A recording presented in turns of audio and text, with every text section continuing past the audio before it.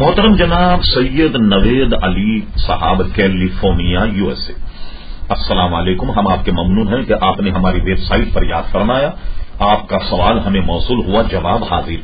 آپ نے ارشاد فرمایا کہ ہماری یہاں مسجد میں اعلان ہوتا کہ چاند نظر آ گیا تو ہم اسی اعلان کے مطابق عمل کرتے۔ بعد میں ہمیں معلوم ہوا کہ مسجد کی انتظامیہ سعودی عرب کے شیڈول پر عمل کرتی۔ اس سلسلے میں ہمارا سوال یہ ہے کہ ہمیں چاند کے نظر آنے یا نہ آنے سے متعلق کس کے فیصلے پر عمل کرنا ہوگا؟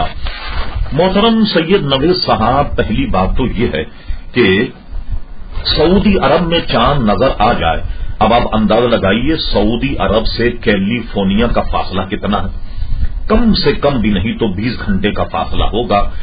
یہ سعودی عرب میں چاند آنے کے بعد کیلیفورنیا میں اعلان کر دینا مرضی سے کہ چاند نظر آ جائے، عید کر لی جائے یا روزے رکھ لیے جائیں، بلا شبہ ایک بہت بڑا ظلم۔ اب رہا کہ آپ کے لیے اس کا حل کیا ہے؟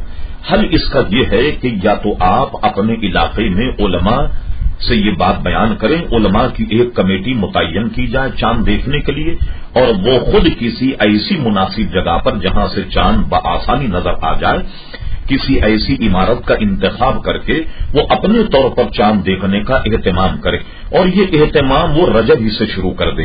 رجب میں چاند دیکھیں، پھر شعبان میں دیکھیں، پھر رمضان میں دیکھیں۔ یہ 3 مہینے اس طرح آپ اگر کرتے رہیں گے تو اس میں غلطی کا امکان کم ہے، اور وہاں کے علماء کے فیصلے کے مطابق آپ عمل کیجئے گا۔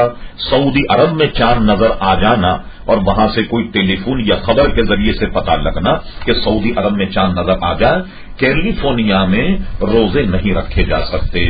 امید ہے کہ آپ کی تسلی ہو گئی ہوگی۔